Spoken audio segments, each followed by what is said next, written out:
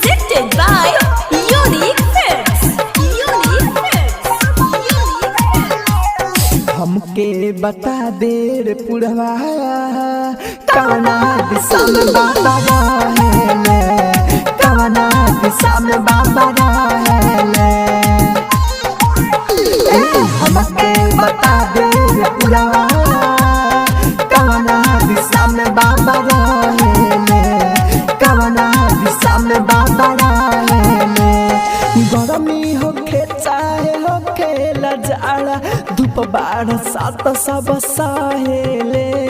हमके बता दे रे पुरवा कवना दिशा में बाबा रहेले, कवना दिशा में बाबा रहेले। Mix by happy digital recording studio Chanpatia.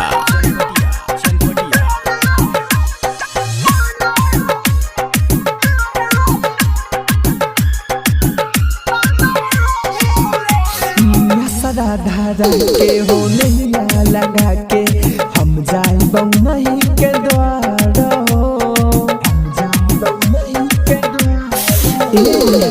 सदा लगा के हो नैया लगा के हम जाई नहीं के द्वार हो।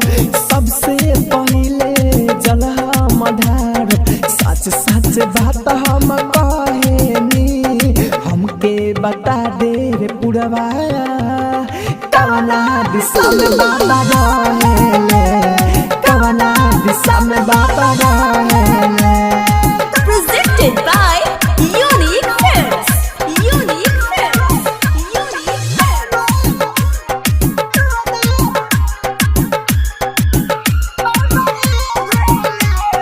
जाऊ राजा धानी हो बरसता पानी हो, तनिको ना कुछो दिखाई देला।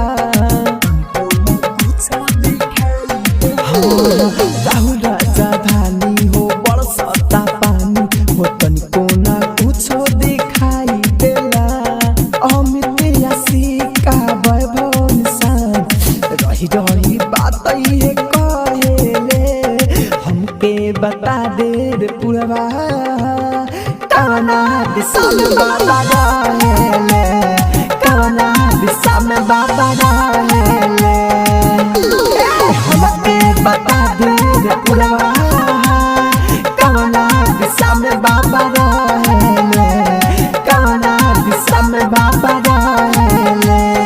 गरमी होखे चाहे होखे लजाड़ा, धूप बाढ़ सात सब सहेले।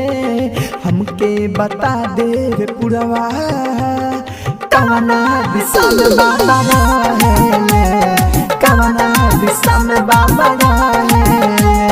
Happy digital recording studio Sahu विवाह भवन के पीछे वार्ड संख्या 6।